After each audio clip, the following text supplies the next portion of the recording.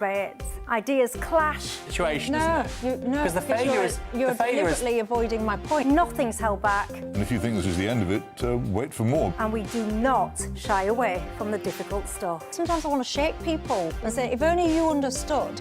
So join me on Jubes & Co. weeknights at 6 p.m, only on GB News, Britain's news channel. From the school run to the home run, watch a new show for all of Britain. He can say whatever he wants. A straight-talking show where all voices are heard. And, you know, when are we going to stop talking about smashing the gangs and actually do it? With the stories that matter from every part of our country. There's a bit of a crash landing there for your Chancellor. Bold, fearless and standing up for you. That's me, Martin Daubney, 3 p.m. till 6 p.m, weekdays, here only on GB News. The People's Channel, Britain's news channel. Westminster's full of talk, but out here, it's the real world. Am I allowed to talk No, now? that's it. This is where it matters, real people and real lives. That's what politics is all about. In fact, has Trump made a good start? No. Straight answers, no spin, and just a couple of pints. How many fingers have I got up? About 10. So join me for Lee Anderson's Real World every Friday at 7 p.m, only on GB News. The People's Channel, Britain's news channel. You want to know what's really going on in the corridors of power? Labour don't know what to do with you half the time, and that makes you quite lethal in the chamber. Get behind the headlines with Chopper's Political Podcast. Join me, Christopher Hope, as I sit down with the great and the good of British politics. We'll see where this ruling takes us. These are the stories shaping our nation. Chopper's Political Podcast, available now on all platforms. Listen in and stay ahead.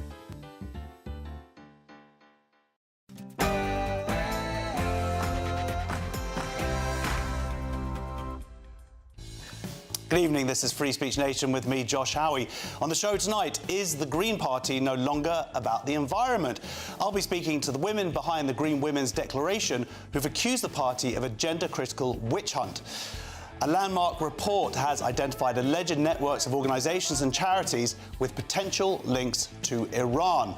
Scottish poet Polly Clarke seems to be the latest victim of a supposedly non-existent cancel culture because of her gender-critical beliefs. Labour's social cohesion policy has been leaked, revealing the flying of the English flag is a tool of hate and the creation of a special representative on anti-Muslim hostility. But there might be some good stuff in there as well.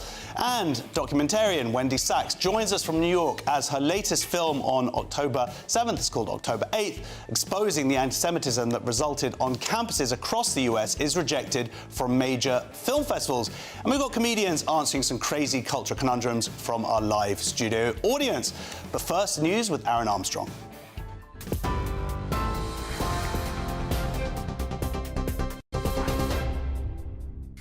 Thank you, Josh. Good evening to you. 7:07 here in the GB newsroom. Donald Trump and Sir Keir Starmer have spoken less than 24 hours after the US president criticised Britain's contribution to the war in Iran. Downing Street says they discussed the situation in the Middle East and military cooperation between the two countries, including the US use of RAF bases. Now, yesterday, President Trump accused the Prime Minister of trying to join wars that have already been won. An apparent reference to the decision to prepare a Royal Navy aircraft carrier for deployment to the region. Trump called the UK our once great ally. Meanwhile, 2 more American aircraft landed at RAF Fairford in Gloucestershire this afternoon. Meanwhile, the Ministry of Defence has confirmed RAF jets shot down an attack drone fired from Iran towards Iraq last night. However, the Conservatives have continued to criticise the government's response to the crisis, with Shadow Home Secretary Chris Philp saying they're guilty of a dereliction of duty. All that we were being asked to do was let the Americans use our bases, and I think we could quite easily have done that, and we've deeply upset them as a result by refusing, and that has undermined the special relationship which we rely on. We rely on it for trade, we rely on it for commerce, and critically, we rely on it for defence and security. He failed to move those ships into the Mediterranean or the Gulf, where they could have protected Cyprus. They could have protected the Gulf states, and it's a dereliction of duty that Keir Starmer failed to move those ships 3 weeks ago when he had the chance. Israel's military says it's launched another series of wide-scale strikes against targets across Iran this afternoon. Fuel distribution's been halted in Tehran after oil depots were hit overnight. Fires are continuing to burn at its Sharan facility, with reports of acid rain falling in the Iranian capital. The IDF has also said it's killed 5 senior Iranian commanders from the IRGC Quds force in a strike on a hotel in the Lebanese capital earlier, expanding the scope of attacks to the heart of Beirut. Israel says they were responsible for intelligence gathering and transferring funds to Hezbollah. Iran has continued to fire missiles and drones, meanwhile, into neighbouring countries. Authorities in Kuwait say 2 officials were killed when a tower block was hit during a suspected Iranian drone attack on fuel storage tanks at the international airport. The Saudi Civil Defence has reported 2 people there have died after a projectile hit a residential area in the province of Riyadh. Israel and the UAE say they've been intercepting rocket fire today as well. Iranian clerics say they've chosen a new supreme leader, but his identity has not yet been revealed. It's widely understood to be Mojtaba Khamenei, the eldest son of Ayatollah Ali Khamenei, who was killed during the first wave of US and Israeli airstrikes last weekend. Now, on Thursday, Donald Trump dismissed Mojtaba Khamenei as a weak lightweight who would be an unacceptable choice. Israel has threatened to pursue every successor to the Ayatollah. Donald Trump has warned that Iran's new leader is not going to last long if the Iranians do not get his approval first. In other news, the King will stress the importance of traditional alliances and international friendships at a time of increasing pressures of conflict. In his Commonwealth Day message, he will tell member countries that by working together, the institution can remain a force for good.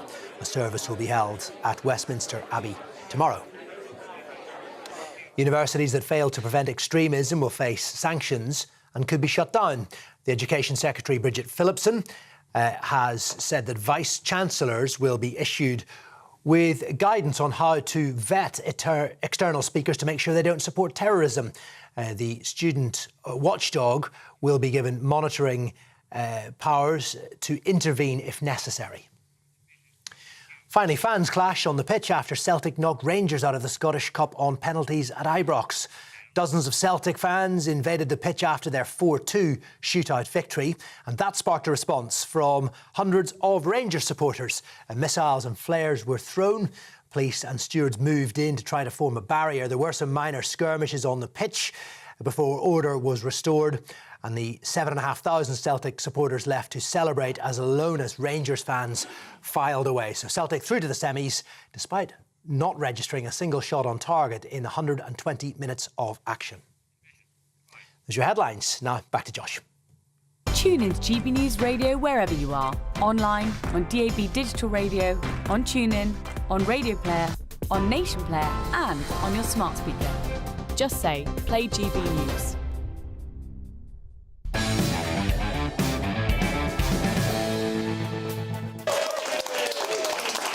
Welcome to Free Speech Nation with me, Josh Howie. This is a show where we cast our gaze across the spectrum of culture, current affairs and politics, doing our best to bring a bit of common sense to that which has become senseless. The world has gone mad, but that means we've got a packed show. The monetisation of social media Jew hate.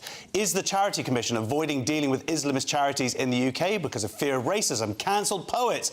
And what precisely does the government think social cohesion actually looks like? But first, what on earth has happened to the Greens?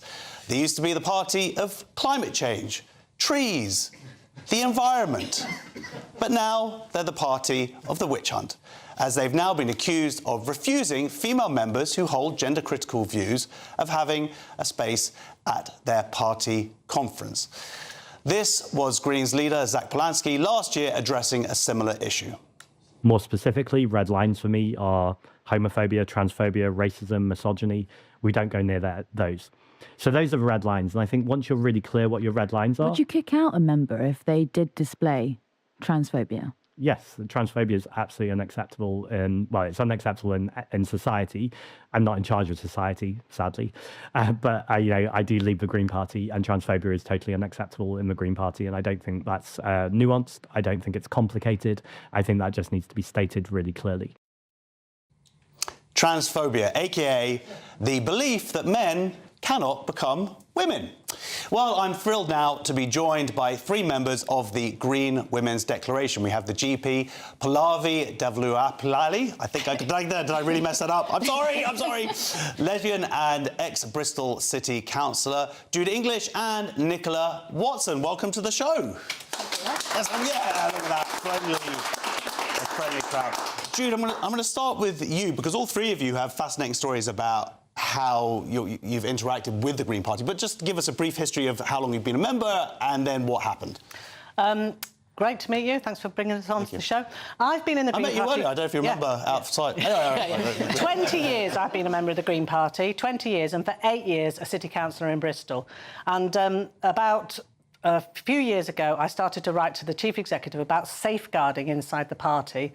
And also, I was very concerned about the kind of rise of lack of debate and bullying and harassment inside the party. So I wrote and wrote and wrote. And then, with friends, I started the Green Women's Declaration, actually after Tsar Ali won his case. Yeah? So you remember he won a case against the Green Party. So they already knew that they'd been breaking the law? They should have known at that point. I ran a webinar with a well-known barrister, Sarah Phillimore, and we talked about how the Green Party was breaking the law. And for that, I received an anonymous complaint which said I'd been queerphobic, and that's a new one. That's a new one on me. I could not be allowed to continue to be a councillor because my views were so terrible. Wow. So I was immediately suspended and then I was expelled. Wow. OK, well, we're going to be talking about queerphobia, I think, in a second. Just to say, Josh, there was no investigation, no anything. It's just one shot and you're out. Just an anonymous complaint, and that was that. Well, Nicola, did you have a similar incident? It's not far off. I was in the Green Party a very long time, heading for 40 years. Wow. I was suspended. And I'd been very active and been on various groups, but at the time I was co-chair of Green Party Seniors, which is pretty much a social group. I had a Google group and a newsletter and things like that. And that Google group discussed seniors, honestly. They're like herding cats. They discuss anything and everything. They've got nothing to lose. Nothing to lose and everything to say, really. And they're on the keys because they don't get out so much. And there was discussions about absolutely everything. Some of it party policy, some of it social. But it strayed into the area of sex and gender. And somebody took exception and trawled for screenshots of these emails and made an anonymous complaint. And I was immediately suspended, together with my fellow co-chair and another committee member, three of us on the same day, just before we were about to have our AGM and stand for re-election. Can I just say something just on the positive? I think it's actually quite a good thing that someone who's a little bit elderly was able to, like, take screenshots and stuff. I'm just going to throw that... I think he had help. Out there. I think he had help from younger people. Oh, he had help. OK, his grandson. Right, Polly, you're far too young for the... No, I mean, no... ageist. But what happened with you? You're a GP as well. I'm a GP, I'm a mum. So I joined the party about 10 years ago because I was so worried about the environment and climate change and, you know, biodiversity loss, all that sort of thing. And I thought, OK, let's step up and do something. So I'm not a career politician at all. I'm a GP. That's my profession. That's what I've trained as. And then I was quiet for a few years. Can I ask a question? Sorry. Are you one of those rare GPs that know that there are only two sexes? Believe me, Josh. Most GPs know that. Oh, they do? Absolutely. I think we're all agreed on biology. We all have pretty some standard... of you, I don't know, but yeah. Yes, I accept your point. So anyway, so then I became party health spokesperson. So I was a national health spokesperson for a couple of years. And initially, as a member, I wasn't taking much note of what was happening in the party. Once I became health spokesperson, though, I had to start noticing. And I realised that there were some pretty bonkers policies being written in the party. So, you know, there was one on fertility which said anyone should have the right to bear a baby, regardless of their sex, regardless of their age. I mean, honestly, that was one policy. I've been trying to conceive for a couple of years now. So, as a GP, I thought, you know, this is not sensible policy. Let's not do this. And then there was another one where they tried to say, and then the Cass review happened. So Dr. Hilary Cass did a whole study of children on puberty blockers and said, you know, they're coming to harm. We need to stop this.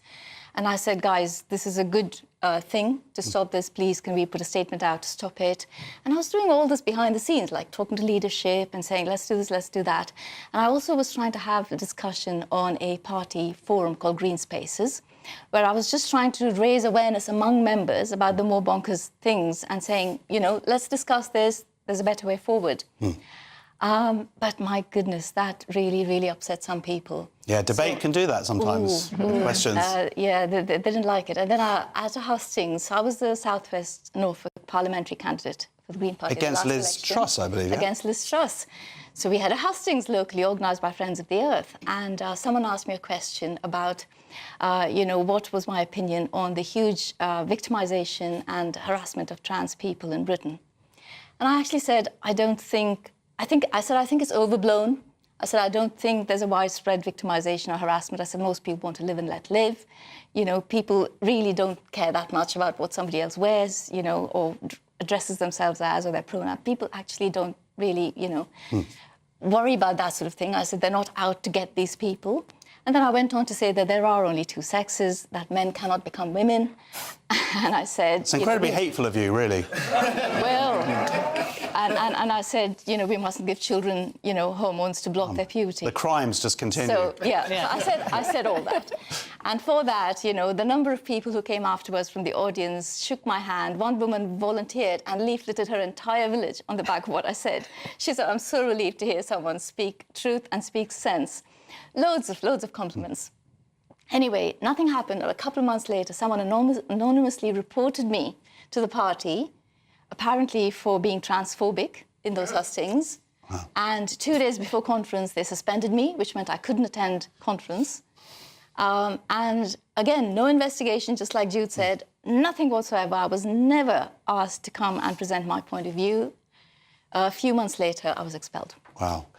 I mean, it's shocking. And speaking of the conference, Jude, I mean, last year, I remember this, you were going to have a stall there, hand out some leaflets, open to questions. That's what the whole point of conference is, partly. And then they rescinded the invitation? Yeah, we'd written sensibly to the CEO and we'd said, well, I'd said, every other political party allows their gender-critical, you know, part of it to go inside conference and speak. The Liberals allow it, Labour allow it, the Conservatives allow it, Reform allow it, you know, everybody allows it. And she wrote back and said, yes, you can have a stall. But we know that behind the scenes there was a lot of pushback and I can imagine some very, very loud voices, very powerful voices inside the party, including, I'm sure, the leadership, said, no, we can't have it. They're too dangerous, they behave badly, and it will be impossible to organise a conference if they're inside. Well, I mean, you do look very dangerous. I know. But really, I think they were frightened of us talking about the issue, but also talking about what had happened to, I would say, dozens of women inside the party have been treated in the way that we've been treated. And some men. Yes, well, we had mainly women, and we have records now of dozens of people who've been treated like this, and they just don't want us to talk about it, and they don't want me to talk about it. It was in the complaint against me. Imagine if Jude was allowed to talk about this. Well, and they don't want us to talk about the fact that the party's already spent £1 million of members' money getting legal advice and shutting things down. £1 million.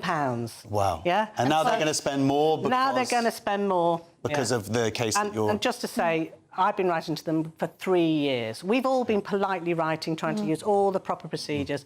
They didn't want us inside, and I think everybody here knows why, really, yeah? We're just too dangerous. Well, I think that, from my understanding, the Green Party is actually polling second in this country, which is incredible. But, of course, the flip side of this, there's a whole other thing. There's an article this week about entryism, because a lot of people are supposedly joining the Green Party, I think it's £6, because they want to vote on this Zionism is racism thing. So... what do you think? Have you heard, when was the last policy you heard from, Nicola, from the Greens about the environment? Has the Greens sort of been taken over by these two particular issues, do you think? Ever since I joined, really, people have tried. They think a small party, they can be, a big fish in a smaller pool, usually from the left. But the party was very cohesive in the earlier days, and it just managed to keep its core beliefs. But it just, in the last... I think it's been broken by the gender debate, and was just open to anyone coming in thinking, oh, well, we can promote our ideas. And yeah, it's a bit of a fragile beast at the moment, I think. And I'm looking for them to say something about the environment. Whenever I see a public speech, all I hear is, you know, sex and gender or something else. Pollution, occasionally, in rivers. Occasionally. Oh, well, good. That's at least something comes in. Yeah. And Pallavi, finally, will you vote for the Green Party? Do you trust the leadership at all now? What happens to all those Green Party members who want to make the environment nicer? I am actually a councillor on the district council. I'm sitting as an independent at the moment. And hand on heart, a party that doesn't understand biology, basic biology, I'm not talking complicated stuff, basic biology, can you really trust it with power? No. This is the dilemma. So, hand on heart, no. In its current form, with the way it's standing, I couldn't vote for it. But would I rejoin the party and help change it for the better? Yes. OK, well, let's see if that happens. Unfortunately, I think with a lot of recent members, that might be a lot harder to do. Anyway, big round of applause. Thank you so much, all three of you, for coming in. Pallavi, Devil Lapali. We have, Jude and Nicola Watson. Jude English, Nicola Watson. So, the Green Party have said a spokeswoman or man from the Green Party has said that the Green Party always strives to be a welcoming and inclusive place. After careful consideration, we are unable to grant GWD a stall at our Autumn Conference 2025 for reasons we explained to them at the time. As this matter is now the subject of threatened court proceedings, it would not be appropriate to comment further at this time. Oh, by the way, I want to talk more about queerophobia, but we'll get to that later on in the show. Next on Free Speech Nation, our panel of comedians will be answering some questions from our live studio audience. See you in 2 minutes. Thank you very much.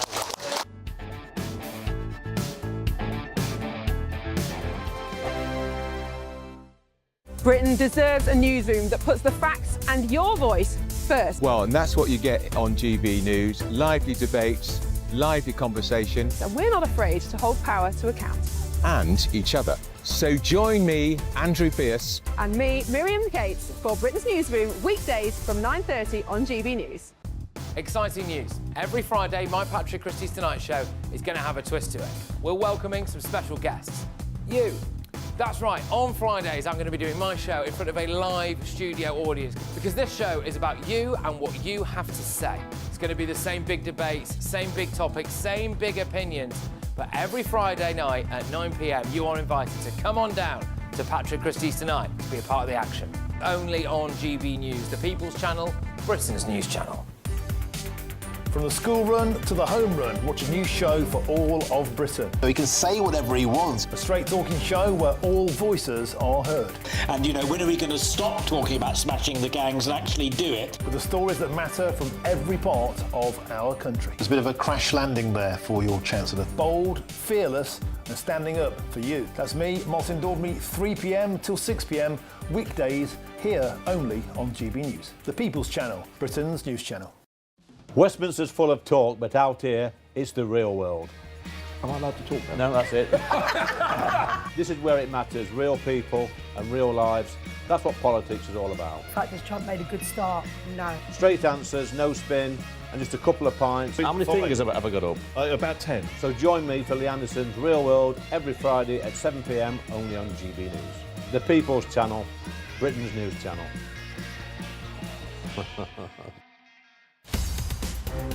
In the GB Newsroom, we bring you the news as it happens. With our team of dedicated journalists across the UK. We're ready to keep you up to date with what's happening every half an hour, every single day. Bulletins here on GB News. The People's Channel. Britain's news channel. Bold. They are under no illusion. Ray. Are you a human trafficker? Boundless. I've had enough of the nonsense, and I'm not afraid to say it. Don't get us on a BBC. Every weeknight, I tear through the headlines. The smell of gasoline. Should we be worried about it? From Westminster madness to cultural war chaos. What I'm going to do now, they are throwing things out the car as we speak. Get ready, Britain. Here we go. Patrick Christie's Tonight, weeknights from 9 p.m, only on GB News, Britain's news channel. At GB News, we love to hear from you, our loyal community. So drop us a line at gbnews.com/your say. There, you can talk to each other and also to the presenters live on air. gbnews.com/your say, because GB News is your channel, Britain's news channel.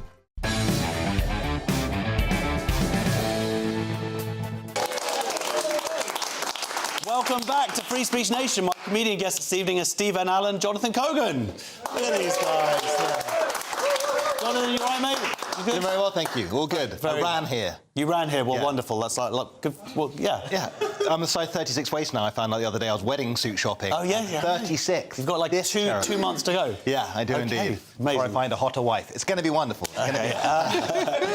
And you're at the other end of the scale. You were just saying how you've let yourself go, Steve. Yeah, totally. I've stopped washing. This is why the beard's here. I'm not shaving now. I'm asking for money quite a lot on the street. So I'm doing that kind of stuff. Yeah. Don't ask the GB News bosses. Tell you what, they do not. Yeah. You kind of look like an ex-vet. What? You look like a sort of ex-SAS guy. Oh, that kind of vet. I thought used to spend my time with a hand up a cow. That kind of thing. Yeah. Well, enough about your ex-wife. Hey, she's lovely. She's lovely. Let's move it on. Thank heavens you said X. We can all agree with that one. And how are you? I'm all right. I've had a pretty crazy weekend. Actually, I've just been made the Ayatollah. I don't know if I'm allowed to tell people yet. Yeah, they're just looking for people with beards. Maybe you can be next. Casting for the role. Yeah. Right, so let's get our first questions. Right, hey. Hi, everyone.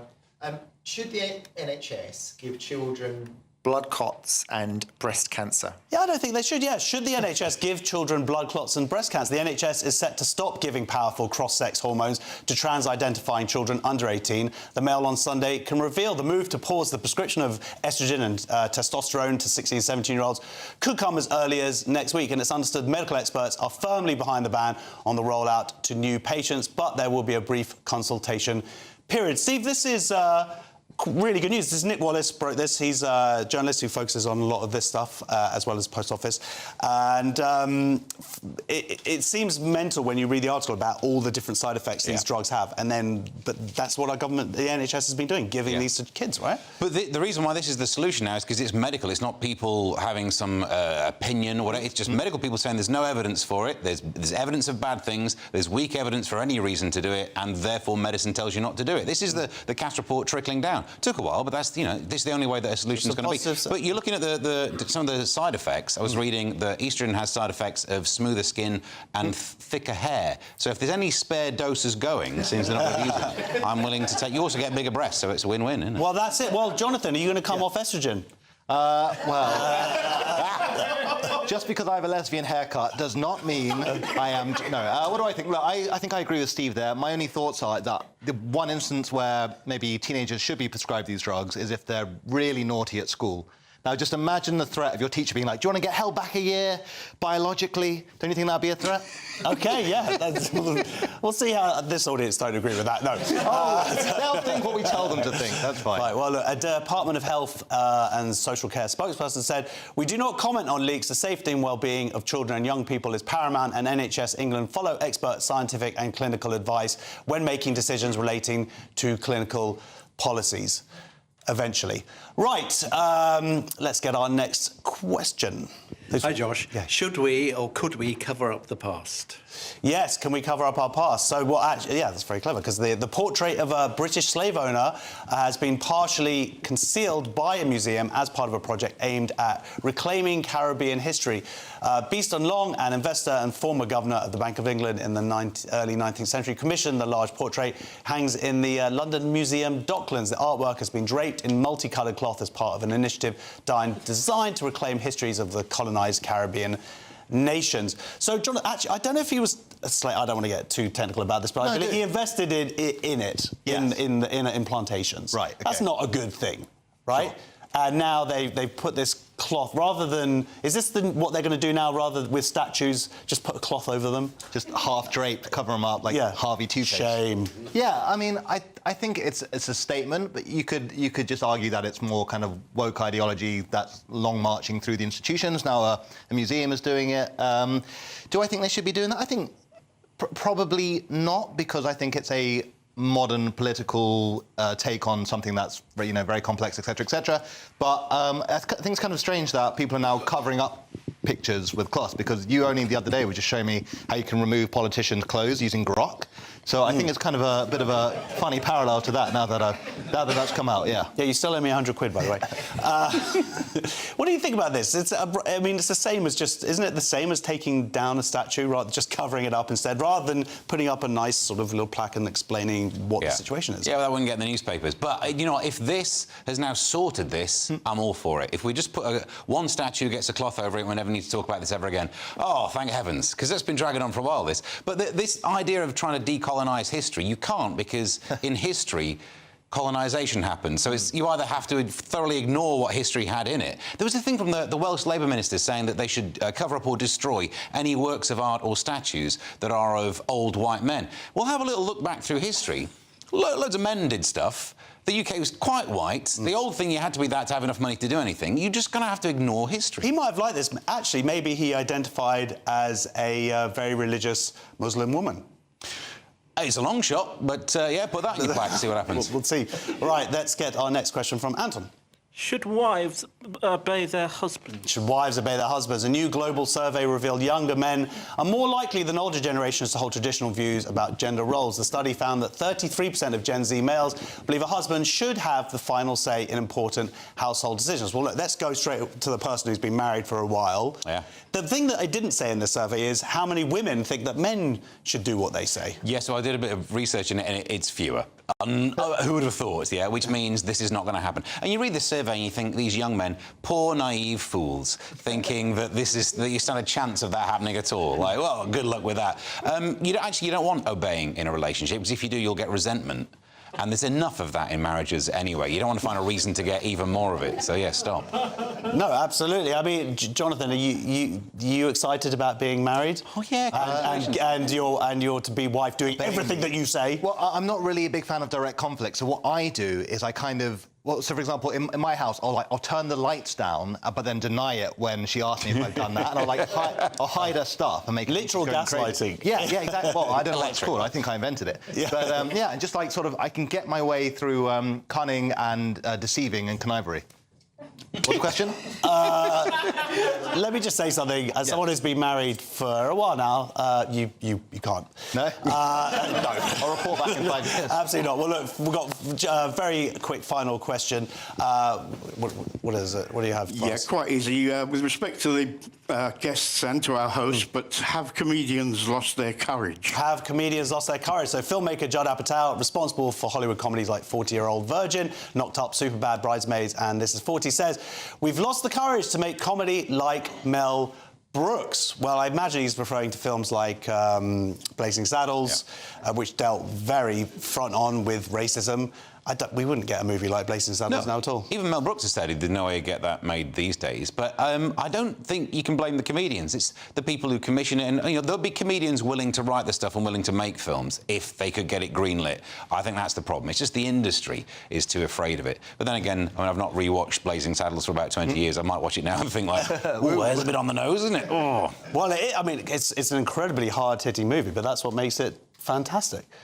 Yeah, I agree there. I mean, I don't necessarily agree with what Judd Apatow was saying there, because so much of the comedy that I watch is made by creators posting sketches and stuff online, which goes really hard, and some of it's absolutely hilarious. And then you will get comedians who self-censor if they want to be kind of industry lovies, but at the same time, you can make whatever you want. If you find an audience, fantastic. But the studio system is a bit more reserved, I'd say. So, yeah. All right, fair enough. Well, look, next on Free Speech Nation, were Tehran's alleged ties to the UK charities overlooked because of fears of accusations of racism? A new landmark report unpacks exactly that. See you in a couple of minutes.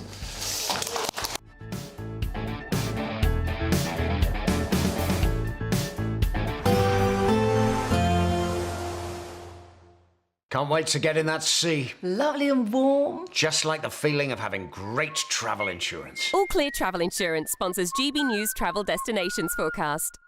Hello, it's a mixed picture across Europe. Rain in places, but also some showers, sunnier across Greece. So some strong winds across Madeira and the Canary Islands with some outbreaks of rain, more so across much of Portugal through Monday. Showers heavy at times across much of the Mediterranean, but drier across Greece. That's where we'll see some sunny spells. And that theme continues really through the week. Best of the sunshine across Greece, highs of up to 17 to 19. All Clear Travel Insurance sponsors GB News Travel Destinations Forecast. Hello there, welcome to your latest GB News weather forecast. The week ahead, we start with plenty of cloud and some outbreaks of rain around. Middle of the week turns much more unsettled for all of us, and then something a little bit colder as we go towards next weekend. As we see out this weekend, still got high pressure in charge, but these weather fronts are really bringing in a lot of cloud and some patchy outbreaks of rain, and that's really how we're going to continue as we go through the course of the night. Still some clearer skies across the very far north of Scotland, but for most of us, quite overcast. Quite misty and murky in places too, but that cloud will act like a blanket, so quite a mild night to come for most of us, although we could just see a touch of frost up across the far north of Scotland where the skies remain a little bit clearer. So moving into Monday morning across Scotland, a very different start to the day than what we have seen over the weekend, but still maybe some sunshine around across the very far north, but plenty of cloud and some outbreaks of rain too. A few glimmers of sunshine still for the far east and Northern Ireland, but again plenty of cloud here, and a rather grey start for England and Wales with again some mist and murk in places. However, as we go through the course of the day, I'm a little bit more optimistic. We'll see this cloud begin to break up a little bit, especially across East Anglia and southeastern England during the course of the afternoon. But for most of us, it will be rather grey. Maybe some late sunshine just appearing for the far northwest of Scotland. But for most of us, temperatures into double figures. And if we do see the sunshine across the far southeast, we could see highs of 16 or 17 degrees. It's a repeat performance on Tuesday. Again, lots of cloud around, but that cloud will break up a little bit during the course of the day, especially across England and Wales. Scotland and Northern Ireland, rather cloudy with some outbreaks of rain through much of the day, but again, a fairly mild day. And then, as I mentioned, it turns out much more unsettled from Wednesday onwards, but in between the spells of rain, we will see some sunshine at times and temperatures near average. Join me, Nana Akweer, for an informative, interactive news programme with a difference. It's fun. No, he didn't say that, Dave. I'm so surprised. I think there's an element of truth to that. Join me from 3 p.m. every weekend, only on GB News, Britain's news channel. In the GB Newsroom, we bring you the news as it happens. With our team of dedicated journalists across the UK. We're ready to keep you up to date with what's happening every half an hour, every single day. Bulletins here on GB News. The People's Channel. Britain's news channel. Britain deserves a newsroom that puts the facts and your voice first. Well, and that's what you get on GB News. Lively debates, lively conversation. So we're not afraid to hold power to account. And each other. So join me, Andrew Pierce. And me, Miriam Cates, for Britain's Newsroom, weekdays from 9:30 on GB News. GB Loyalty Points is here. They're our way of saying thank you for spending time with GB News. Through commenting on your say, voting in You Decide polls and shaping the debate, you can earn GB Loyalty Points. Unlock rewards, reach milestones and climb leaderboards. Don't just watch our programmes, come and be part of them. Get started by scanning the QR code or go to gbnews.com/loyalty points.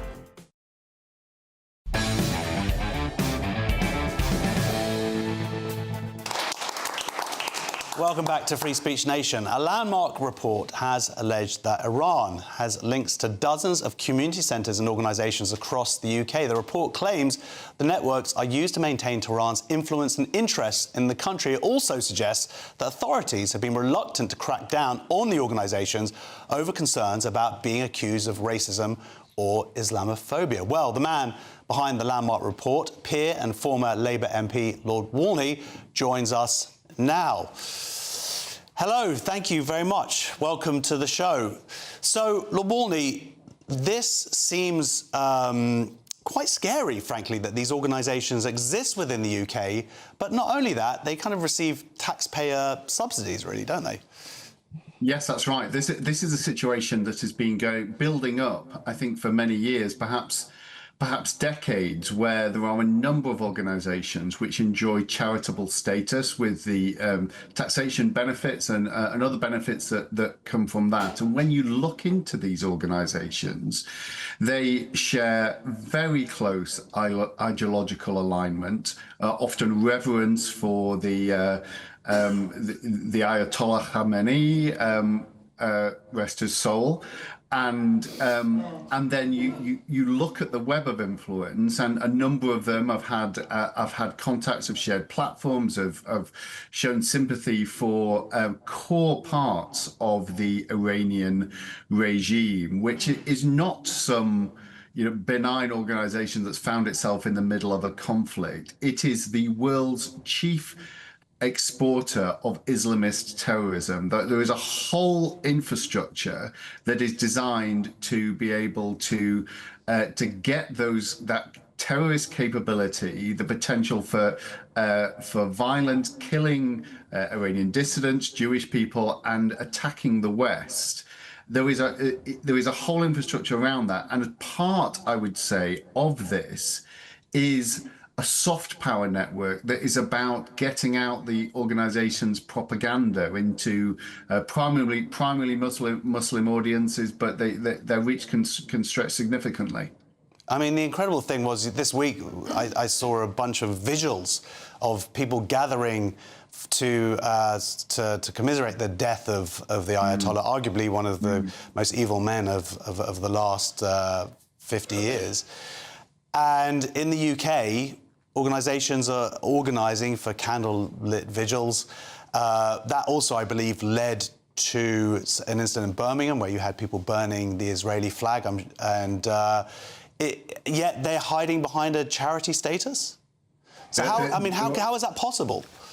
There are examples of that, and you're absolutely right to ask the question. It's one of the weaknesses in the system, which I hope that my report will do something more towards exposing and push towards stronger action. Because what can happen with these organisations is that people uncover very serious evidence against them of missteps or links to the Iranian regime in certain inappropriate ways. They will make a complaint to the Charity Commission, but what tends to happen is that those investigations can take literally years to complete. Sometimes the allegations are so serious that they require police involvement. And the moment the police step in, like much of the public sector, the rest of the system backs off. So you have a number of the charities that I'm going to be listing in my report this week that have active and very serious investigations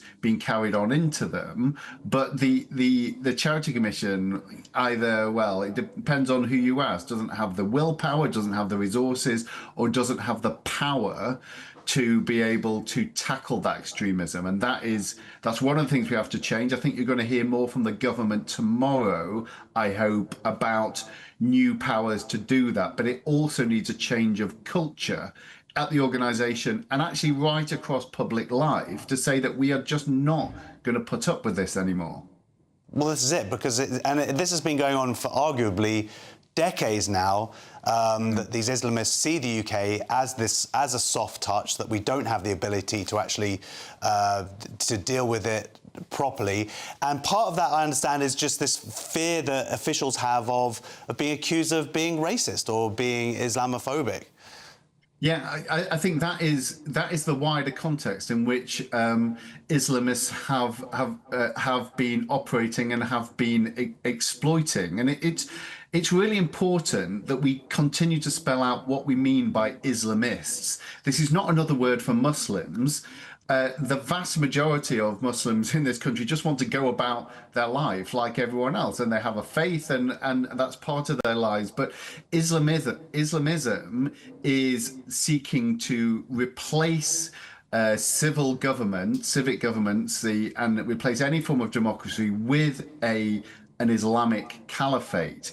Now, what I think has happened over a long time, and our friends, our allies in the Gulf look at us and think, why on earth are you, these are Muslim nations, they will say, why on earth are you taking in these extremists? Because they won't send their kids to UK universities because of it. That has been a message that has come from the United Arab Emirates, yes, and it's hugely concerning. But yes, you will have Islamists often will seek to embed themselves in civic life and look for positions of authority. You have a number of Muslim advocacy groups in this country, some of whom have been, at the most charitable interpretation, they have not been open to discussing this problem. And people like me who would raise this have in the past been accused of prejudice, of Islamophobia. And most people, they're decent people. They hate the idea that they could inadvertently say something prejudiced, and many people's experience and knowledge of Islam is not extensive. So if you have a vocal Muslim shouting,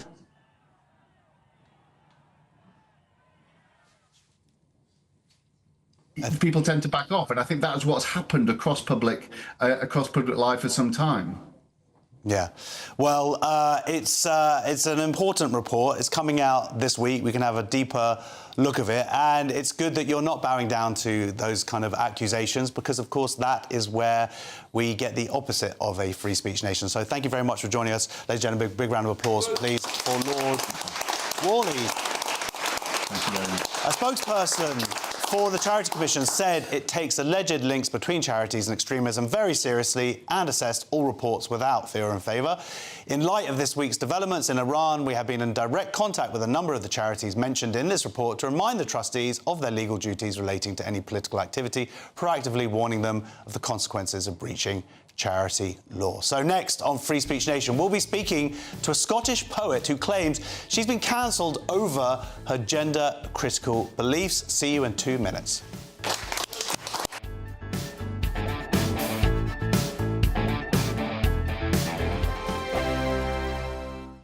I'm Michelle Dewberry. This is Jubes & Co with you. Hello, everyone. Patrick Christie is here to GB News, Britain's news channel.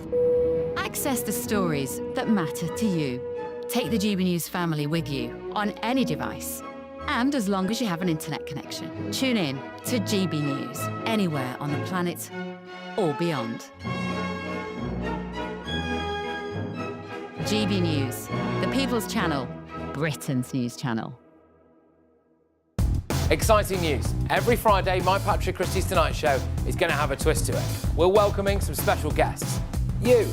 That's right, on Fridays I'm going to be doing my show in front of a live studio audience, because this show is about you and what you have to say. It's going to be the same big debates, same big topics, same big opinions, but every Friday night at 9 p.m. you are invited to come on down to Patrick Christie's Tonight to be a part of the action. Only on GB News, the People's Channel, Britain's news channel. From the school run to the home run, watch a new show for all of Britain. So he can say whatever he wants. A straight-talking show where all voices are heard. And, when are we going to stop talking about smashing the gangs and actually do it? With the stories that matter from every part of our country. There's a bit of a crash landing there for your Chancellor. Bold, fearless and standing up for you. That's me, Martin Daubney, 3 p.m. till 6 p.m, weekdays, here only on GB News. The People's Channel, Britain's news channel. Westminster's full of talk, but out here, it's the real world. Am I allowed to talk now? No, that's it. This is where it matters, real people and real lives. That's what politics is all about. In fact, has Trump made a good start? No. Straight answers, no spin, and just a couple of pints. How many fingers have I got up? About 10. So join me for Lee Anderson's Real World every Friday at 7 p.m, only on GB News. The People's Channel, Britain's news channel. You want to know what's really going on in the corridors of power? Labour don't know what to do with you half the time, and that makes you quite lethal in the chamber. Get behind the headlines with Chopper's political podcast. Join me, Christopher Hope, as I sit down with the great and the good of British politics. We'll see where this ruling takes us. These are the stories shaping our nation. Chopper's Political Podcast, available now on all platforms. Listen in and stay ahead. Decisions made in Washington aren't just shaping America, they're shaping Britain too. From migration to global security, from crime to health. Whatever happens in the White House today will be felt in your town or city tomorrow. That's why The Late Show is live from Washington, D.C. Cutting through the politics to show you what it all means for Britain. The Late Show live every night at midnight. Only on GB News, Britain's news channel. GB Loyalty Points is here. They're our way of saying thank you for spending time with GB News. Through commenting on your say, voting in You Decide polls and shaping the debate, you can earn GB Loyalty Points. Unlock rewards, reach milestones and climb leaderboards. Don't just watch our programmes, come and be part of them. Get started by scanning the QR code or go to gbnews.com/loyalty points. As soon as it hits 11 and the headlines come in, the Late Edition brings you the breaking news from all the front pages. Because the news is going to happen. So get a head start today. Patrick Christie's Tonight, Late Edition. Alex Armstrong Tonight, Late Edition. From 11 o'clock every night. Only on GB News, the People's Channel, Britain's news channel.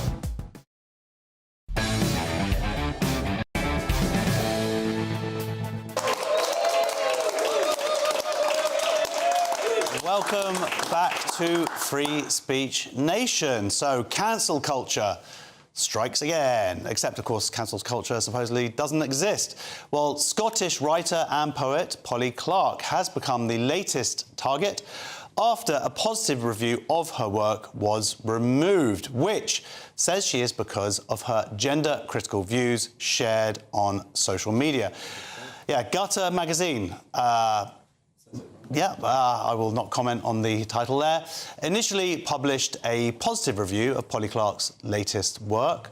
It was written by another poet, this review, but later removed it online. This is an anthology, I believe, of 24 years of her work. Now, when questioned about the decision, the magazine said after its initial publication, a reader drew our attention to posts by Polly Clarke that they considered to be offensive. So, I am pleased to say that joining me now as she walks in, these poets, they live a bohemian life. Ladies and gentlemen, a big round of applause, please, for Polly Clarke.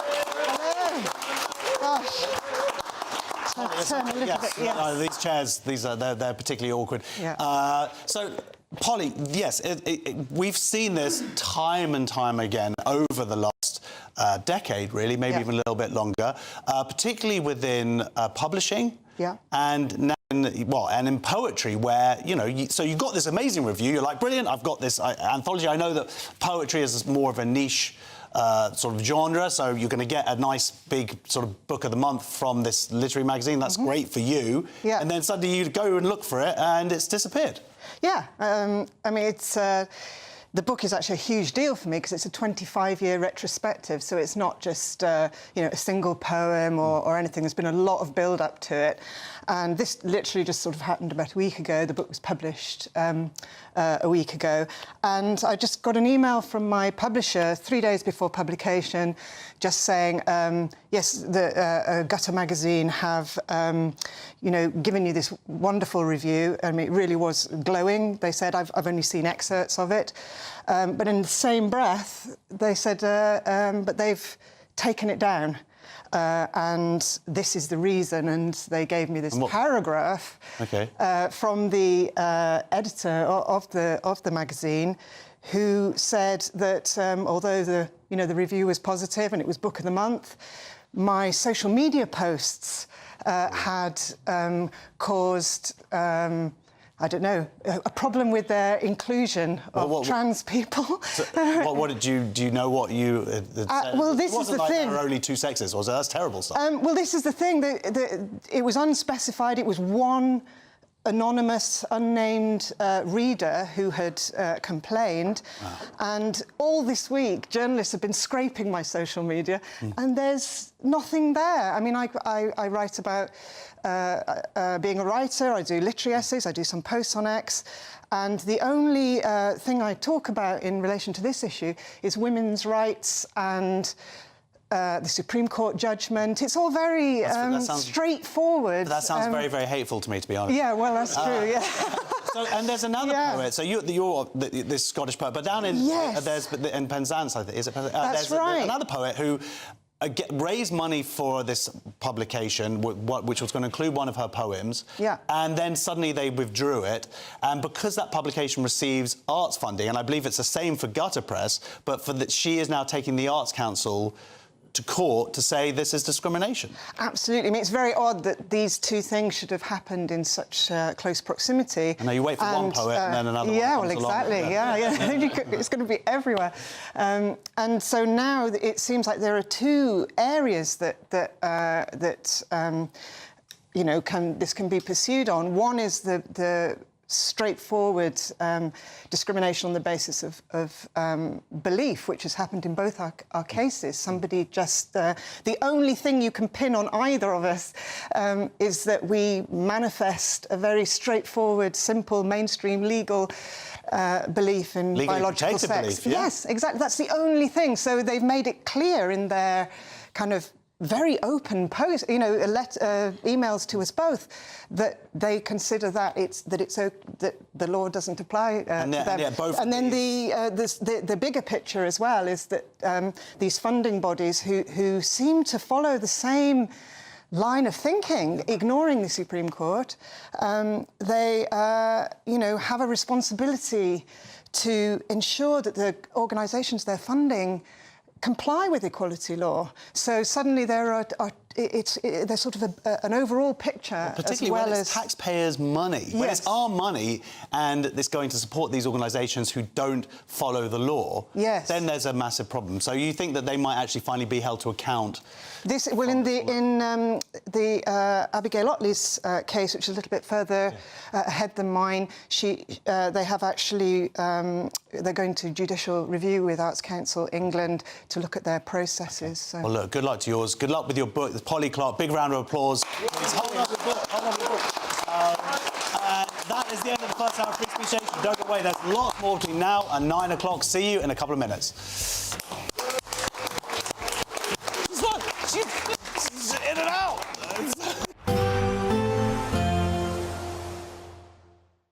Expect warm spells with the odd rude interruption. Box Boilers sponsors the weather on GB News. Hello there, welcome to your latest GB News weather forecast. The week ahead, we start with plenty of cloud and some outbreaks of rain around. Middle of the week turns much more unsettled for all of us, and then something a little bit colder as we go towards next weekend. As we see out this weekend, still got high pressure in charge, but these weather fronts are really bringing in a lot of cloud and some patchy outbreaks of rain, and that's really how we're going to continue as we go through the course of the night. Still some clearer skies across the very far north of Scotland, but for most of us, quite overcast. Quite misty and murky in places too, but that cloud will act like a blanket, so quite a mild night to come for most of us, although we could just see a touch of frost up across the far north of Scotland where the skies remain a little bit clearer. So moving into Monday morning across Scotland, a very different start to the day than what we have seen over the weekend, but still maybe some sunshine around across the very far north, but plenty of cloud and some outbreaks of rain too. A few glimmers of sunshine still for the far east and Northern Ireland, but again plenty of cloud here, and a rather grey start for England and Wales with again some mist and murk in places. However, as we go through the course of the day, I'm a little bit more optimistic. We'll see this cloud begin to break up a little bit, especially across East Anglia and southeastern England during the course of the afternoon. But for most of us, it will be rather grey. Maybe some late sunshine just appearing for the far northwest of Scotland. But for most of us, temperatures into double figures. And if we do see the sunshine across the far southeast, we could see highs of 16 or 17 degrees. It's a repeat performance on Tuesday. Again, lots of cloud around, but that cloud will break up a little bit during the course of the day, especially across England and Wales. Scotland and Northern Ireland, rather cloudy with some outbreaks of rain through much of the day, but again, a fairly mild day. And then, as I mentioned, it turns out much more unsettled from Wednesday onwards, but in between the spells of rain, we will see some sunshine at times and temperatures near average. Expect warm spells with the odd rude interruption. Boxed Boilers sponsors the weather on GB News. Everything you need to enjoy a super summer could be on us this year, as you could drive away with this very latest Benivan 4-berth camper van. This camper van is fully equipped with its own kitchen, bathroom, dinette and plenty of storage. We'll also get your summer sorted with a further £25,000 in tax-free cash that you could spend however you like. For another chance to win a camper van and cash, text prize to 63225. One entry costs £2.50 plus one standard network rate message, or text bonus to 63225. 5 entries cost £5 plus one standard network rate message. Go to gbnews.com/win. Entries start at £2.50. Call 0903 686 3232. Calls cost £2.50 plus your network access charge, or post your name and number to GB20 PO Box 8690 Derby DE1 9TT. Entrance must be 18 or over. Lines close at 4 p.m. on the 1st of May. Please check the closing time if listening or watching on demand. Good luck. Bold. They are under no illusion. Ray. Are you a human trafficker? Boundless.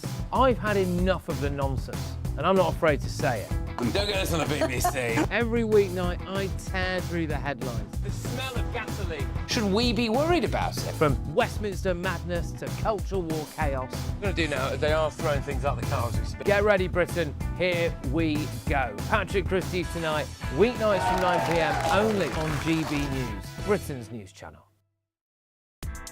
Join me, Nana Akweer, for an informative, interactive news programme with a difference.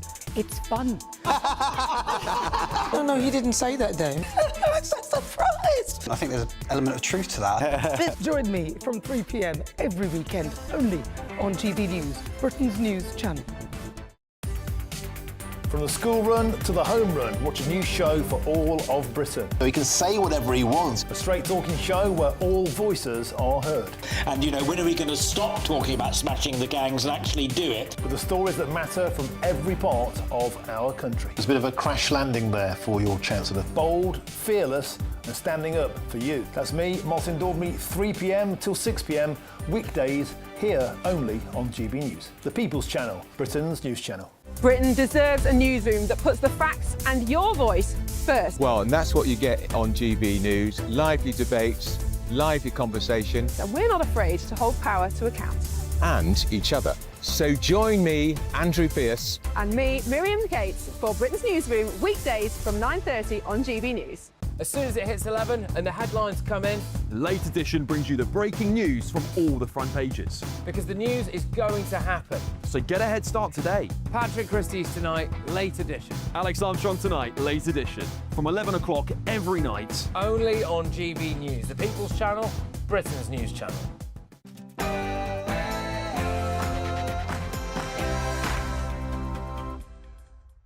There is plenty more still to come on Free Speech Nation this week. Labour's social cohesion policy has been leaked, revealing the flying of the English flag as a tool of hate and the creation of a special representative of anti-Muslim hostility. But there might be some good stuff in there. Plus, the increasing monetisation of anti-Jewish hate online. But first, we're going to get the news from Aaron Armstrong.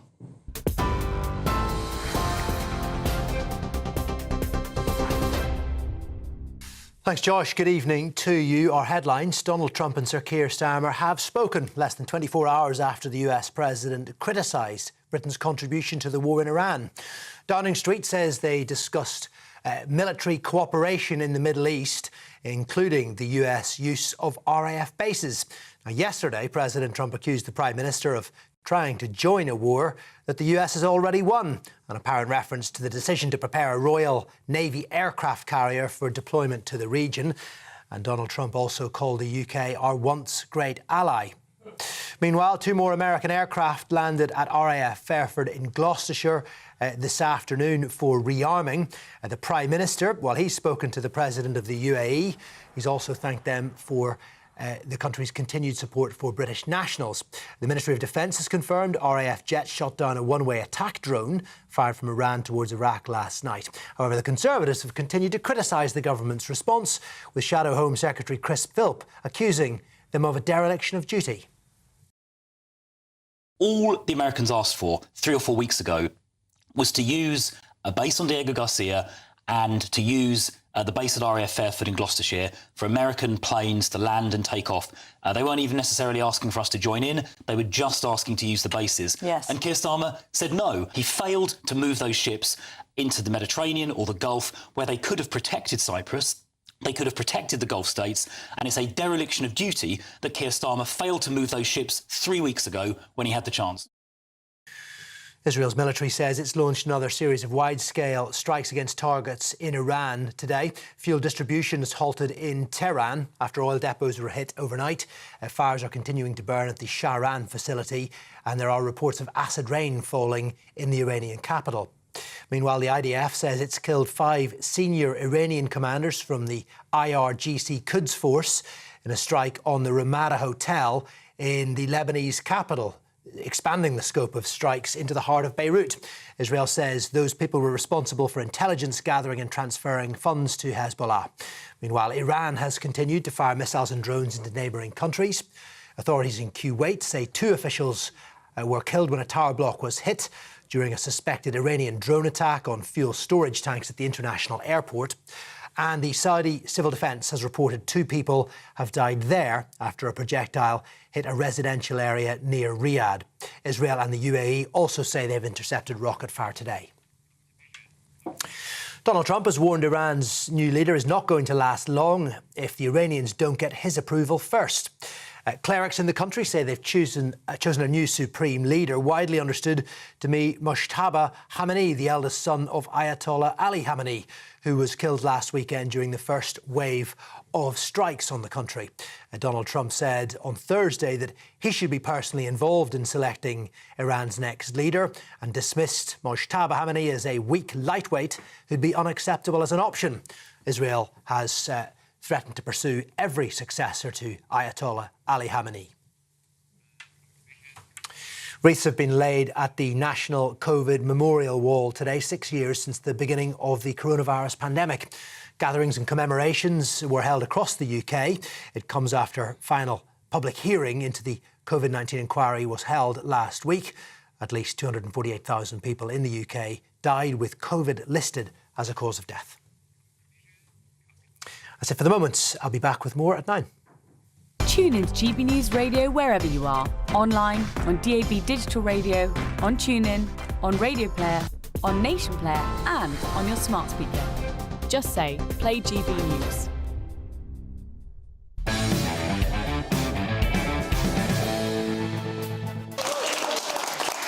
Welcome back to Free Speech Nation. I just wanted to say, because I didn't really get a chance to mention it just before the break, but this is Polly Clarke's book, Afterlife. This is 25 years of her work, and it would be a shame if, because one magazine decides not to show how great it is, that people didn't get a chance to really see it and read it and absorb it. So thank you for that. Right. In the age of modern warfare, information itself has become a battlefield, including disinformation campaigns and attempts to spread false narratives.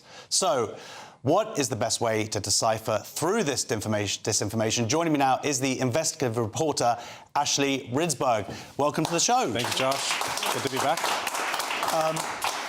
Ashley, you've written a sort of a report, an expose for the Free Press, which talks about how really all this explosion that we've seen online, particularly of Jew hate, because you see people like Tucker Carlson, and it comes down to money.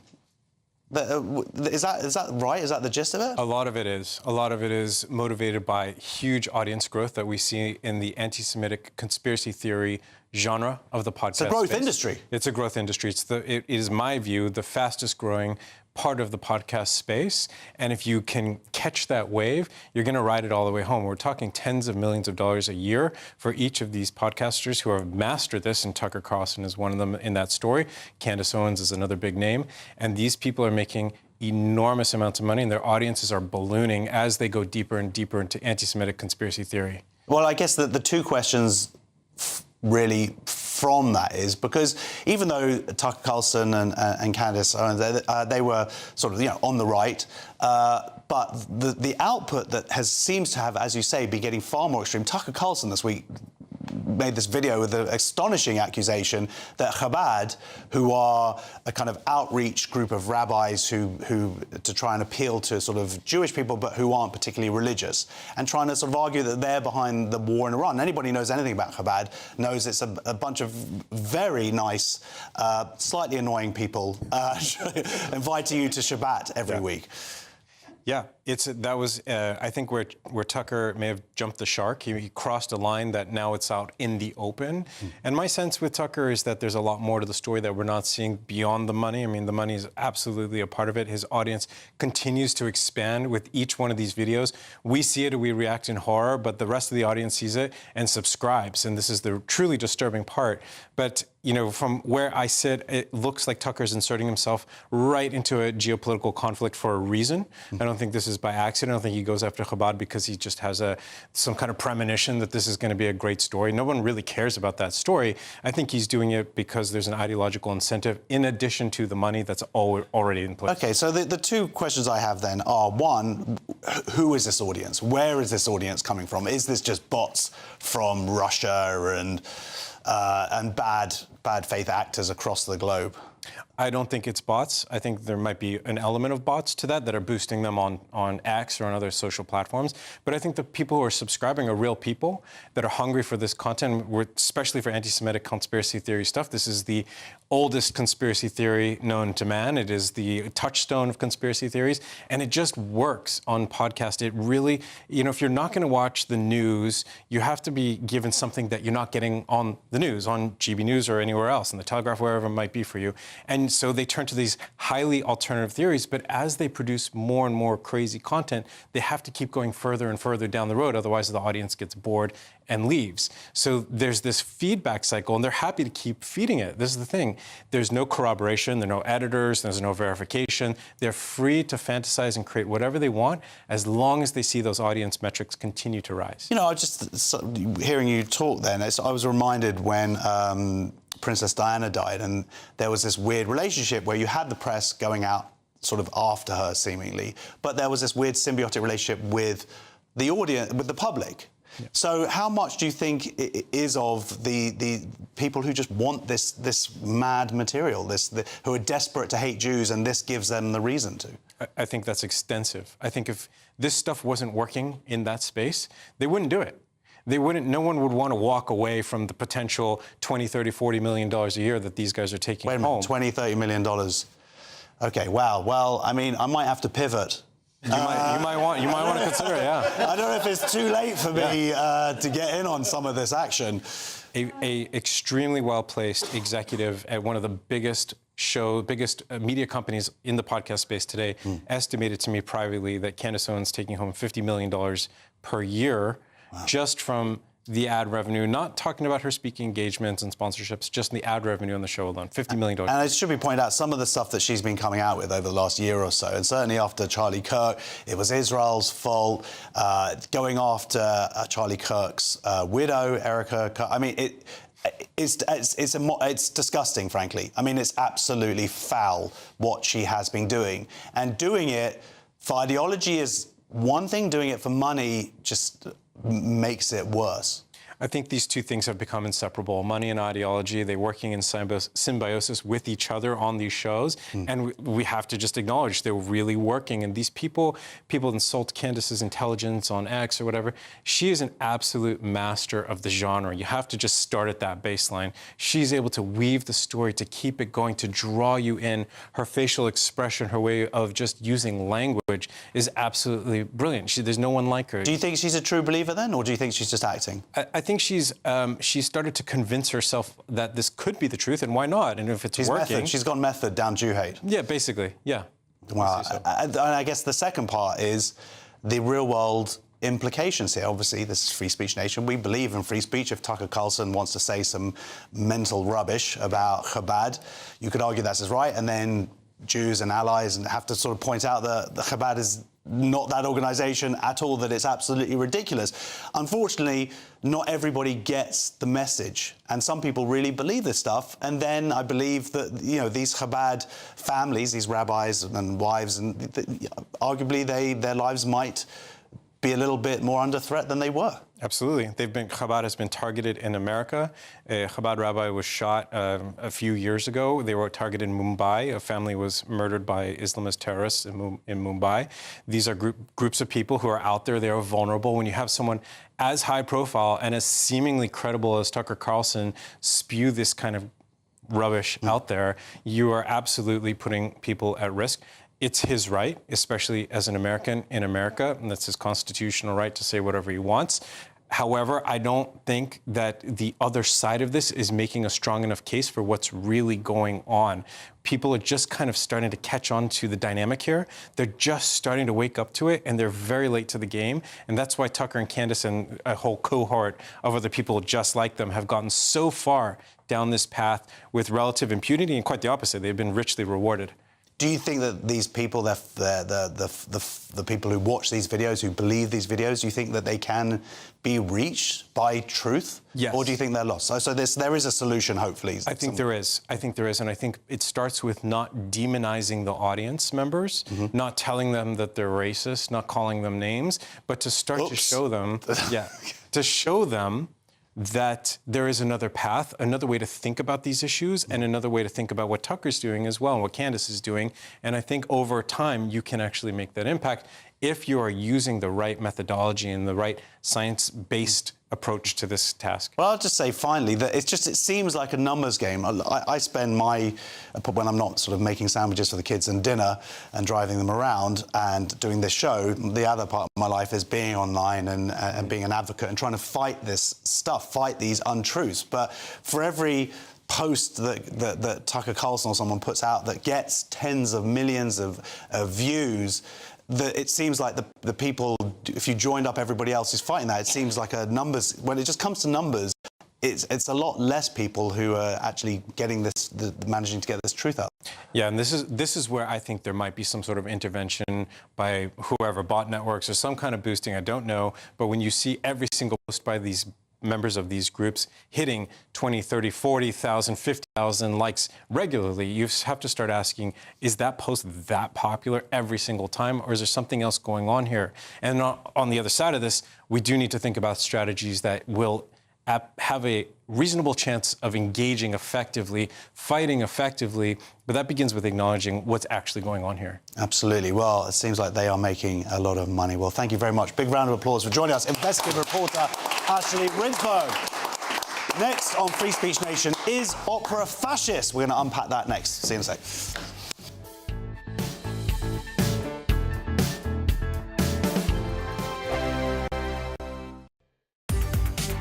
From the school run to the home run, watch a new show for all of Britain. So he can say whatever he wants. A straight-talking show where all voices are heard. And, you know, when are we going to stop talking about smashing the gangs and actually do it? With the stories that matter from every part of our country. There's a bit of a crash landing there for your Chancellor. Bold, fearless and standing up for you. That's me, Martin Dordme, 3 p.m. till 6 p.m, weekdays, here only on GB News. The People's Channel, Britain's news channel. GB News Breakfast, every day from 6 a.m. The head of planetary defence at NASA has revealed what keeps her up at night, and that is tens of thousands of city-killer asteroids that remain undetected. They're out there, they're in space, they're heading our way. We need something to predict where they're going to. Yeah, well, there was a case about 4 years ago, where they sent a spaceship up called DART to hit a massive asteroid which was heading our way, and it was something like 14,000 miles an hour it went at, and it hit this thing and diverted it, and the planet was saved. It made a bit of a story at the time. The problem is that it's the middle-sized ones. Lots of these asteroids come into the planet Earth every year, but they're so small they disintegrate on. They burn up in the atmosphere and things. Yeah. The big ones we know about, and like the one which DART went out, it was 460 foot wide. It went out and diverted it. What they can't manage is thousands of these asteroids, which are the middle size, which if they hit the planet Earth, it won't end life on Earth, but it will cause massive regional damage. They're the ones that they're worried about. So there's no. This expert says we sit awake at night worrying about it because there's so many of them. We're as well not knowing. Bring back Bruce Willis. Do you remember the film Armageddon? Yeah. Armageddon. Where he's a hero. What I would goes say and blows one up. What I would say to worried viewers and listeners is that, of course, we're still here and these things have been coming around for years and years and they haven't hit us. So let's just keep our fingers crossed. GB News, the People's Channel.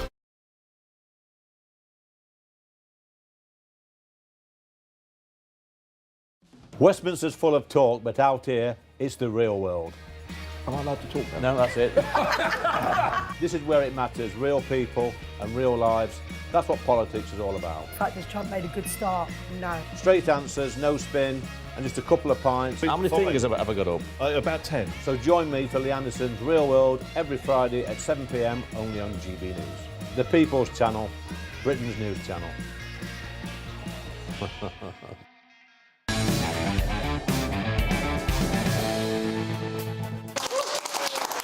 Welcome back to Free Speech Nation with me, Josh Howie. My comedian guests this evening are Stephen Allen, Jonathan Cogan.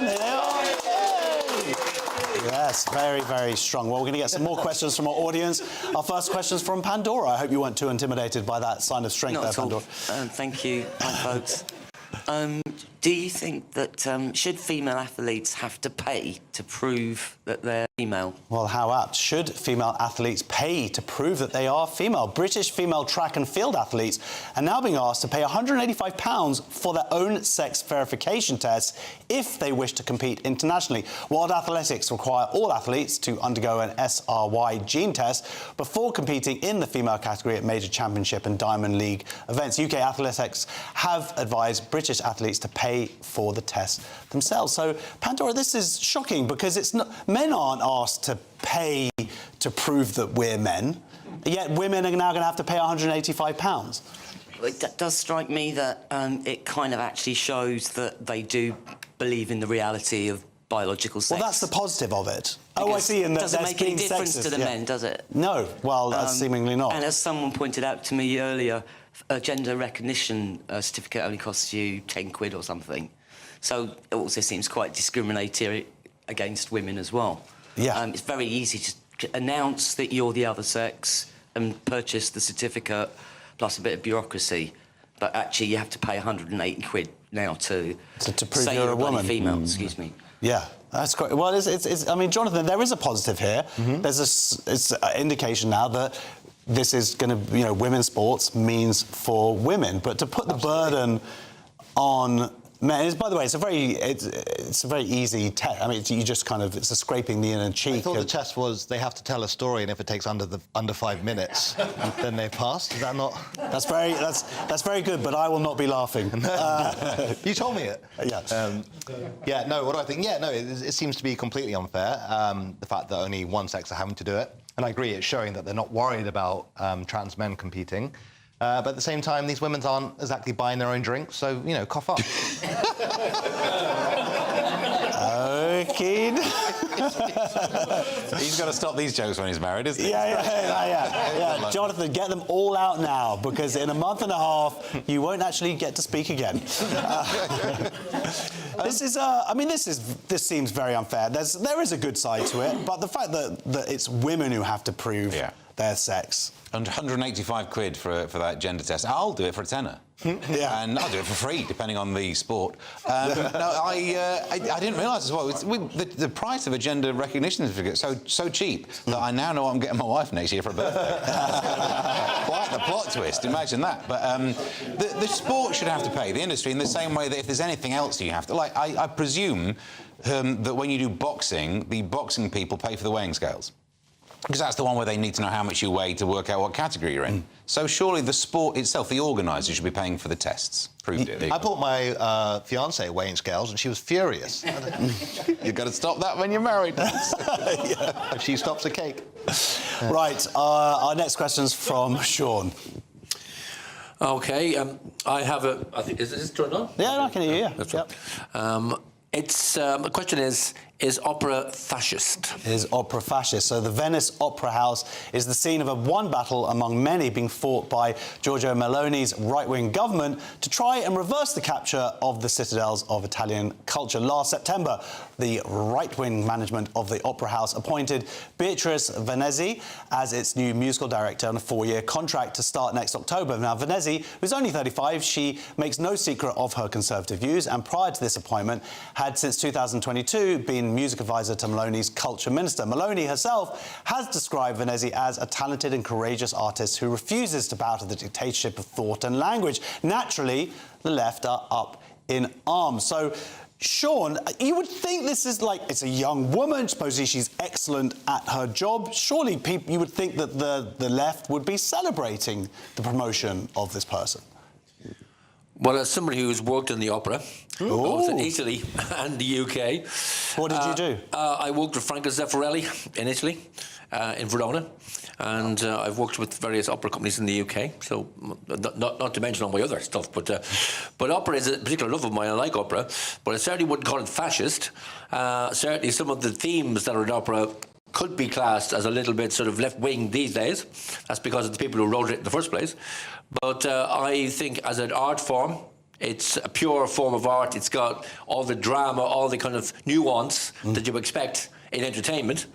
But to put kind of a label on it, calling it fascist, is not my thing, I would have thought. Well, no, I guess, but the point is, Steve, that it's going to be... the people who are working presently for this opera house are saying that to bring in this person, and they're going to strike because of it, because of her having different opinions to them. I remember reading that thinking, oh no, they won't be going in and doing the singing. How will we cope? It's not the most potent strike, is it? When the doctors go on strike, maybe people care, but when like, oh, the singers won't be doing this thing, somehow we'll get over it. But I've never felt less cultured than when I knew I had to research this story. I know nothing about opera, I know nothing about the backstory, I know pretty much all the back catalogue to All Saints songs. So I know where I stand in the level of art world. But it's art in general tends to have left-wing leaning people working in it, so you parachute in someone who's right-leaning, friction, that's all that's happening. But it should be a meritocracy, as Sean says. It's not, the whole point of it is it's an art form.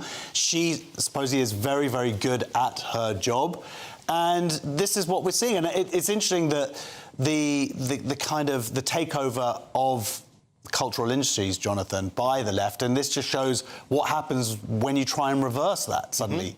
Well, yeah, this is just obviously pushback to, again, that long march through the institutions, opera being another one.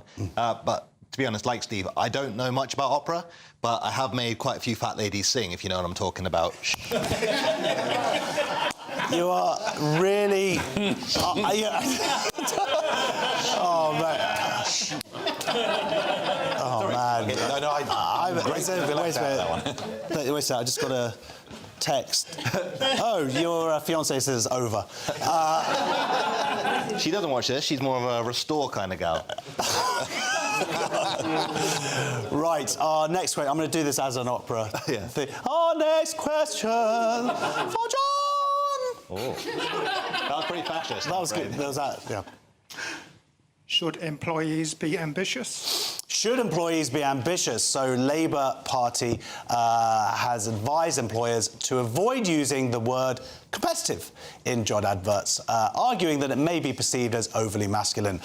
The guidance recommends steering clear of terms linked to male stereotypes, including words like competitive and ambitious. Employers are also encouraged to use gender-neutral job titles to help promote a more balanced workforce. Are you ambitious? Are you competitive? Not personally, no, but I'm all for other people being ambitious. You are for, but yes. Well, that's the thing. I mean, these companies surely they want people to be ambitious and competitive and earn them more money. You say they want men? How dare you? Sorry, I was coding. It was on a code there. I love this story because it implies the opposite, doesn't it? Like, women, they're not competitive. They're not. It's like they want to ban the phrase "good at your job," effectively. Like, no, I'm sure anyone who's applying for a job that requires competitive, ambitious people want that. They are that, whether you're a man or a woman. It's so patronising to presume, like, no, women can't be competitive. My other half's very competitive, as proved every time I go bowling and I win and she's in such a foul mood afterwards. So that shows competitivity.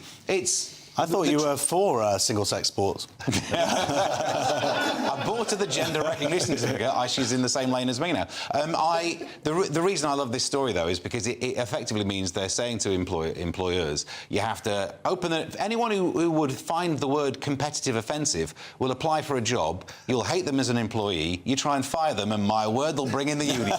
So you'll be stuck with them forever. Yes, this is not going to help productivity, surely. Absolutely not. And likewise, my partner is very competitive. She recently did a pie eating competition, smashed it. Yeah, no, this is obviously... Can you stop putting down your wife, please, or future wife? No, she's great. She's You're not? Are you ambitious? Asian. Say again? Are you ambitious? Yeah, I think so. I think not like mercenary, but I want to make stuff. I want to kind of build and succeed and stuff. But yeah, but not... I don't want to trample on my... You're not offended by the word ambition? No, it's absolutely... I'm offended that they're trying to get rid of it, because it's obviously a good thing to have ambitions. That's what you'd think, yeah. Well, look, our final question is from Chris. When is the UK going to give Africa back? When's the UK going to give Africa back? So this is F1 star Lewis Hamilton. He's urged African leaders to unite, take back the continent from countries like Britain and France. Speaking at a press conference ahead of the Australian Grand Prix, the 7-time world champion pledged to continue racing in Formula One until there's a race in Africa. I don't like what the rest of the world owns so much of it and takes so much from it, and no one speaks about it. They have all the resources to be the greatest and most powerful place in the world, and that's probably why they are being controlled the way that they are. So, Steve, I thought that the UK gave back parts of Africa, didn't it? I didn't realise we were still in charge. Yeah. Can I get a job as being one of those blokes who go out there and being in charge of it? I thought that's... You've got the bid for it. You've got the... I'm trying to grow the bid. Has to be some sort of, Viceroy or whatever. I'll have a crack at that, yeah. I'm glad we now know what Lewis Hamilton thinks about this issue. Can we get the latest on what Giant Haystacks thinks about monetary policy? Why do we listen to sports people and their opinions about this stuff? Yeah, well, I'm surprised that he comes across as a little bit cranky in this interview. Come across cranky, but, you know, he's interviewed, he's on the spot like us. We don't know what we're saying. We just say the first thing that comes to our mind, and then we just hope no one clips this. And in this case, that's what happened, where he's like, oh, yeah, everyone controls Africa. Yeah. I mean, look, it would be good to have I'm not into Formula One, but surely it would be good to have a race in Africa. Why not? Yeah. Which race? Very good. Give him a round of applause.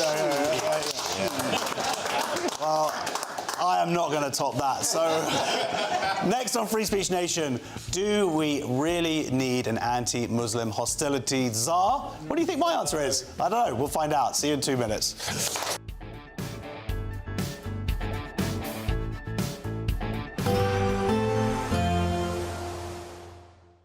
Dinner under the stars tonight? That reminds me of our travel insurance. You mean All Clear Skies? All Clear Travel Insurance sponsors GB News Travel Destinations Forecast.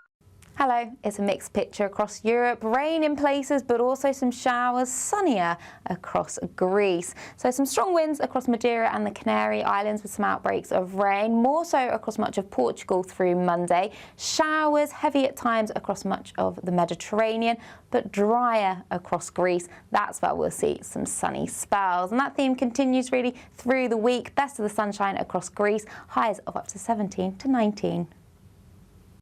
All Clear Travel Insurance sponsors GB News Travel Destinations Forecast.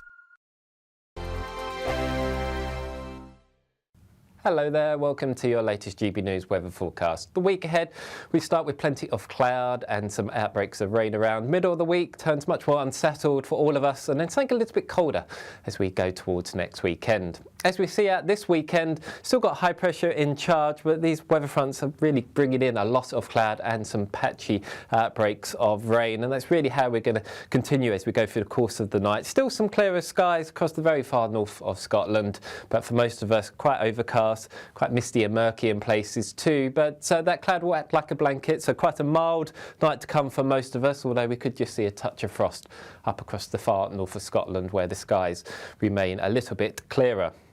So moving into Monday morning across Scotland, a very different start to the day than what we have seen over the weekend, but still maybe some sunshine around across the very far north, but plenty of cloud and some outbreaks of rain too.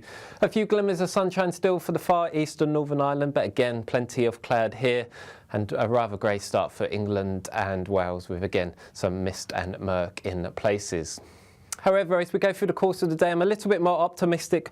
We'll see this cloud begin to break up a little bit, especially across East Anglia and southeastern England during the course of the afternoon. But for most of us, it will be rather grey. Maybe some late sunshine just appearing for the far northwest of Scotland. But for most of us, temperatures into double figures. And if we do see the sunshine across the far southeast, we could see highs of 16 or 17 degrees.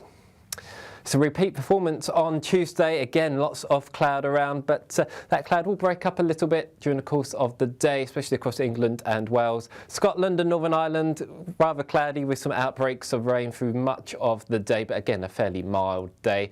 And then as I mentioned, it turns out much more unsettled from Wednesday onwards, but in between the spells of rain, we will see some sunshine at times and temperatures near average. Britain deserves a newsroom that puts the facts and your voice first. Well, and that's what you get on GB News. Lively debates, lively conversation. And we're not afraid to hold power to account. And each other. So join me, Andrew Pearce. And me, Miriam Gates, for Britain's Newsroom, weekdays from 9:30 on GB News. Do you trust what you're being told? Good, because neither do I. Those are just facts. I'm Alex Armstrong, and on my show, we'll expose the spin. Well, I want to answer that because you didn't let me last time, because you always speak over me. The broken promises. To deny that is denying the truth. And the hypocrisy. Needs to stop. You think we can allow? Politics, policy, parliament. Nothing is off limits. No sugarcoating, no fear of offence, just the truth laid bare. Tune in every Saturday and Sunday at 9 p.m. for Alex Armstrong Tonight, only on GB News, Britain's news channel.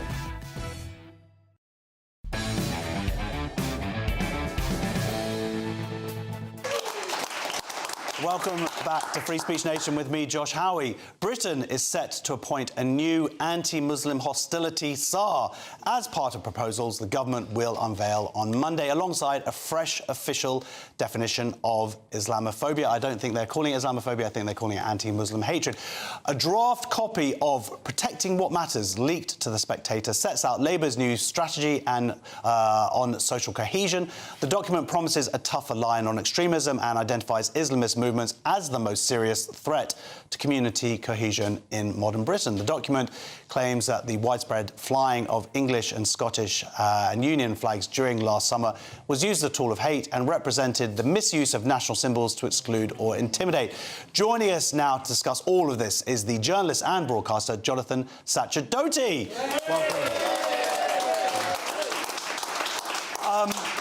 Some of the things that have sort of been pushed in the press and received a lot of publicity is that, you know, the flags are evil, but actually there's also some genuinely good stuff in this document, isn't there? That's right. I think there are a few things in the document which they obviously are very keen to point out is still a draft and we shouldn't have seen it, but perhaps they shouldn't have leaked it. And that means that they can gauge, I suppose, people's reaction. But some of the good stuff in there, like the ability to take tougher action against charities, which are basically abusing the British charity system and shutting We talked to Lord Warney them. About this, who's got a report as well coming out and showing how this has been exploited for decades. Well, it has. I mean, there are so many known examples, for example, of Islamic charities which are actually fundraising for terrorist groups. And what tends to happen is that the Charity Commission was not set up for that sort of eventuality. It was set up more to help or to investigate charities when things happen, like a dodgy trustee is, embezzling a bit of money, or he's bad at accounting, or there's a bit of fraud that went on, and they give the charity guidance on how not to do that again. But when the whole charity might have been set up in order to abuse the British charity system and funnel money to terrorists, what happens is they kind of investigate the charity, and then they go back to the trustees and say, well, maybe you need to be careful with this trustee who said this about Jews, and you need to not send money to Hamas. And they go, all right, we'll make a new guideline for our trustees. Someone's been banned for 3 whole months for calling for the death of Jews or something. That's it. There's no real... it has no teeth, the Charity Commission, to actually do anything in those cases other than give guidance to the trustees, and really the trustees use that as guidance on how to get around the problem. That sounds like a good thing. I mean, also there seems to be this very open acknowledgement that the threat of Islamists in this country. Now, that is a positive step to hear this government coming out and just saying, look, very clearly, 75% of cases are dealing with these Islamists, and this is something that we have to grapple with. That's the kind of sort of clear thinking and talking that might actually get something done, right? Yes, exactly. They say that it mentions that 75% of the police's counter-terrorism workload is Islamist, and 94% of terrorist deaths in the UK over the past 25 years. Now, that's obviously very significant, because a lot of times when we talk about extremism in this country, it's a bit like that antisemitism and Islamophobia and all forms of racism thing, where you have to lump it all together. The biggest extremists in this country, of course, as everyone knows, is 12-year-old boys. Absolutely. White boys. Because of that documentary. Keir Starmer wanted everyone to watch in schools, right? Yeah. So I think the point is that, if they are acknowledging those things, it's good. On the other hand, all this stuff about our national flag being somehow divisive and racist and far-right, and they say in the reports of the report, so remember we're getting this second-hand from a leaked report, but it says that the far-right extremists have used the national flag or the St George's Cross as a divisive and racist tool. But I would say, actually, the people who made the flag divisive and racist was actually probably the left. I mean, it's not even recent when we think of Emily Thornberry and her sarcastic photo years ago when she was out campaigning and she saw, St George's Cross, and she wrote this sort of sarcastic remark outside just a member of the public's house.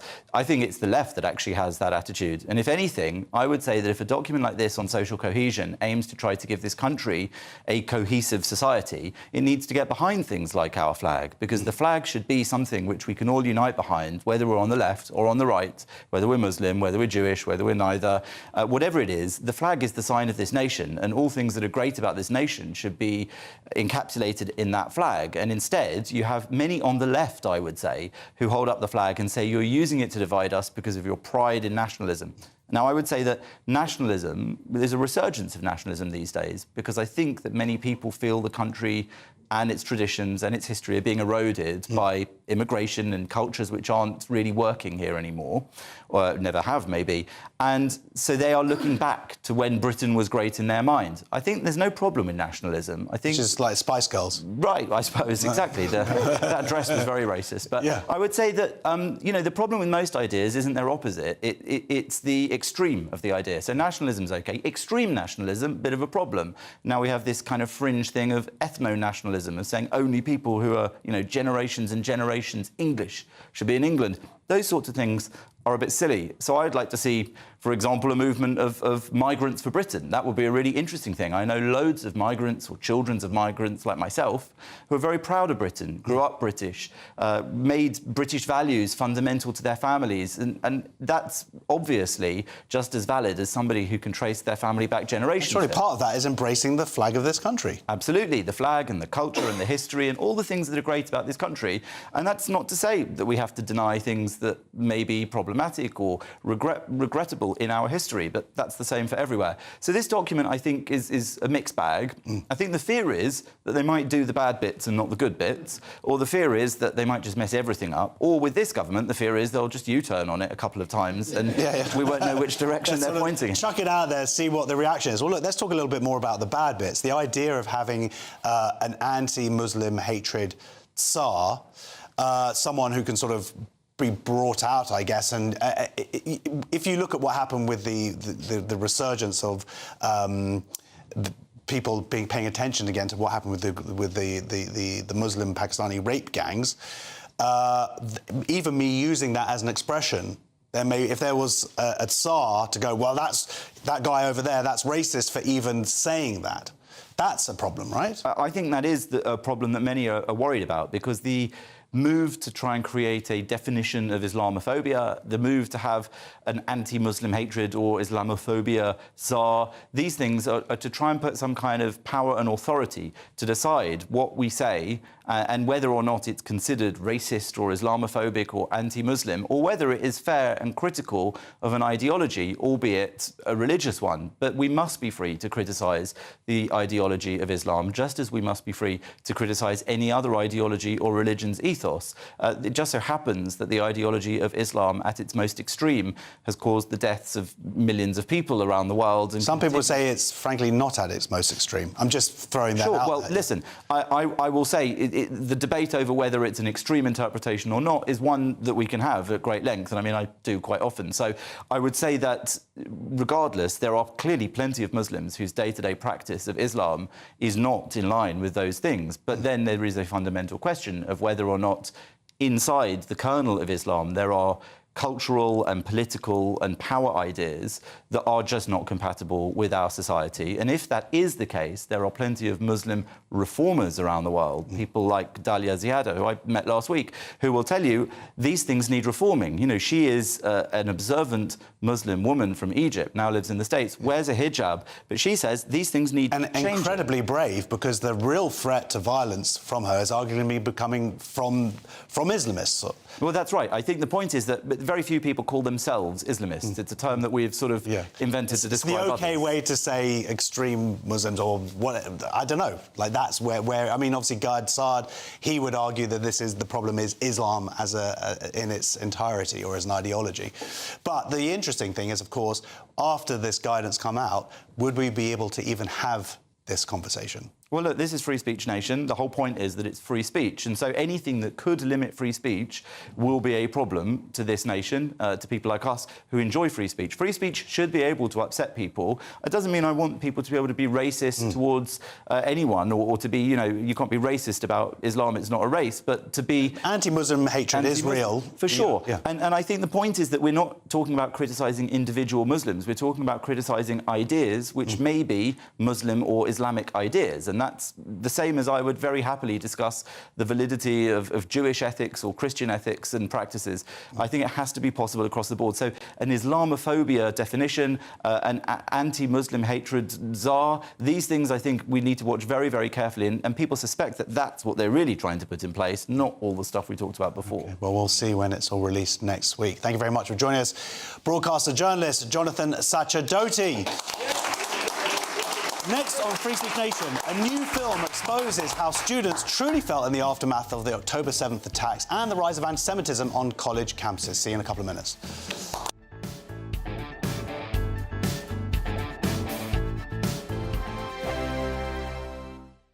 Britain deserves a newsroom that puts the facts and your voice first. Well, and that's what you get on GB News. Lively debates, lively conversation. And we're not afraid to hold power to account.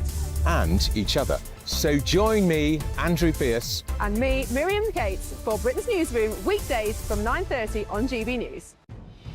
Good afternoon, Britain. Weekdays from midday. Of course they're not nuisance. We forget that when Jeremy King opened the Ivy and I opened Silly Fish, the phones didn't exist. So, you know, we've got to move with the times. If you don't want them in, it's very simple. I've just been to 3 pubs around here to connect to the internet to speak to you guys in Victoria, and they don't have internet. They don't have Wi-Fi. So, you know, if you don't want them in, then it's easy to tell them not to come. But there is a downside, because they are quite influential. That's why they're called influencers. And some of them have got millions of followers. You want them in your restaurants. It's free advertising. I totally disagree, actually. I welcome influencers. I've just opened Aldo's Pizza in Bromley inside the Royal Bell Hotel, and we welcome, you know, without influencers, it's instant advertising, and it's, you know, the social media is what we have to embrace. I've got a 19 and a 17-year-old at home. If I said any different, they will probably never speak to me again. Yeah. But what if it drives your other customers away, regular customers who might come in a lot? Usually these influencers only come in, do a couple of pictures, and they probably never to be seen again. Well, you know, if that's the case, then you need a security guide to tell them not to come in. But it's, you know, it's far and few between. I don't know what the best thing to do is. I don't particularly mind. A lot of restaurateurs can't stand it. GB News, the People's Channel.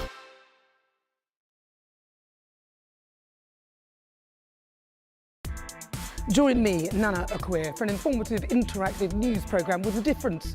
It's fun. No, he didn't say that, Dave. I'm so surprised. I think there's an element of truth to that. Join me from 3 p.m. every weekend, only on GB News, Britain's news channel. In the GB Newsroom, we bring you the news as it happens. With our team of dedicated journalists across the UK, we're ready to keep you up to date with what's happening every half an hour, every single day. Bulletins here on GB News, the People's Channel, Britain's news channel.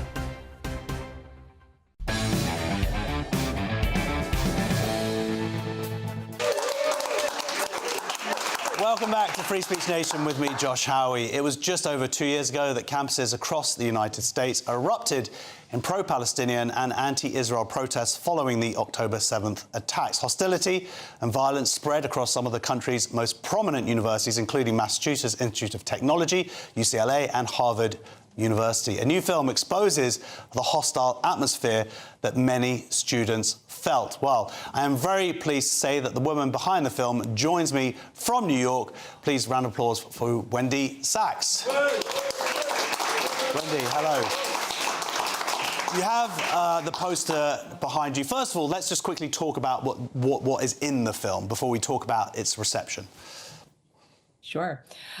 So the film October 8 really picks up right after October 7th. We were watching what was happening in New York's Times Square on October 8, and we saw this celebration of Hamas as freedom fighters rather than being condemned as terrorists. And then also we had heard that at Harvard, more than 30 student groups had signed on to a letter blaming Israel for the attack on itself. And it was campus after campus after campus, as you mentioned in your opening. It was Harvard, it was MIT, it was UCLA, it was Tulane, it was Columbia.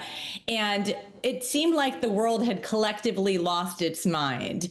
And I pretty much got to work making the film just in the weeks following October 7th to document what was happening in this moment, in this dystopia, where people were literally celebrating in the streets, celebrating Hamas and condemning the Jews and Israelis before Israel had even responded yet. It was as if Israel had it coming. Yeah, absolutely. Well, you know, what you're talking about happened in the UK as well. It generally was a world movement here. One of the things I understand the film brings attention to is how actually this was a long time coming. In terms of this was actually part of their strategy, really. Hamas obviously knows it was never going to be able to win when it comes to traditional warfare, but this seems to be sort of part of the plan all along. Yeah, absolutely. I mean, what we're documenting in the film, and there's this big reveal scene. I don't want to give it away for those who haven't watched the film yet, but it's a really important moment in 1993 at a Marriott hotel room in Philadelphia. And you're hearing on an FBI wiretap, Hamas planning a strategy in America to infiltrate media institutions and college campuses, university campuses. They were talking about how they were going to message their way in to universities and how when they're speaking to people on the left, they're going to speak in terms of apartheid and colonialism and settlers. And they're going to sort of message themselves in a way that they know is going to be appropriate to sort of a left of center audience. And when they're speaking to people on the right, they're going to speak in terms of patriotism and the founding fathers. They were so smart and so sophisticated 30 years ago. I mean, really what we're showing is that Hamas has been in America for decades now, really playing the long game, understanding how they're going to infiltrate into our institutions. And by the way, I want to say the same things are happening in the UK, as I know you know and your audience is very aware of.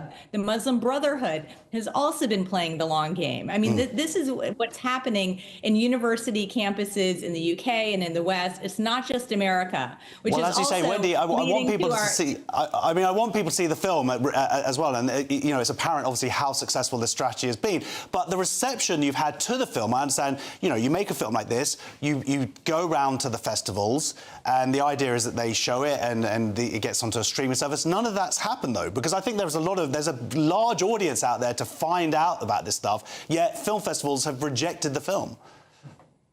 I mean, it's really pretty stunning. A film like October 8 has been just radioactive when it comes to being accepted into the independent film community and frankly, even into Hollywood. I mean, we wound up getting a theatrical distribution, and we were in theaters across America last March, and we did really well. I mean, what's extraordinary is that no one wanted to represent the film in Hollywood. I shopped it around to all of the agencies in Hollywood, UTA and Gersh and WME and CAA. No one wanted to actually represent the film because they thought that there would be no audience, and they thought that the streamers like the Netflix and the Amazons and the Apple TVs wouldn't take the film because there's a fear out there, a fear that subscribers are going to cancel, a fear of protests, because the other side is just so loud. But what would actually happen was that the film was the #1 documentary at the box office the first weekend that it was in theaters, and it stayed in theaters for more than 4 weeks, and it ended the year the 5th biggest documentary in America last year. And just for some perspective, the Taylor Swift documentary was #1 and the Led Zeppelin one was #2. So this film does have an audience. And what's incredible is that it has really global reach. We've taken this film around the world, and the idea of the film really ladders up to a bigger theme of Islamic jihadism and extremism versus democracy in the West. This is not about the Jewish community, and it is not about the state of Israel. And in fact, we don't litigate the war in Gaza. That is not what this film is about. It is truly about democracy and what's at stake. And I think that's why the film is doing so well around the world. Okay. But interestingly, we couldn't get any distribution in the UK. Oh. So we're finally on some paid streaming platforms, but we could not get movie theaters to take us. We couldn't get a streaming deal in the UK. Yeah, well, that's the shame there is, as you say, I guess it's a film that outlines really the infiltration of the West and the fact that these cinema chains, no one would show it here in the UK and they wouldn't pay to stream it, suggests to me that we still very much are infiltrated.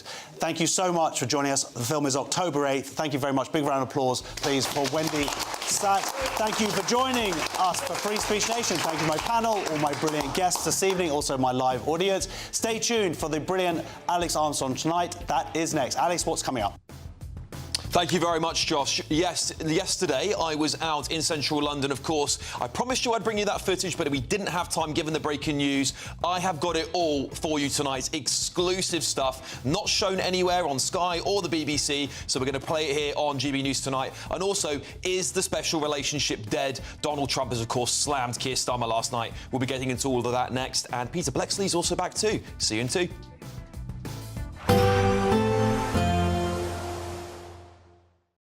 Today, clouds overhead, total zen within.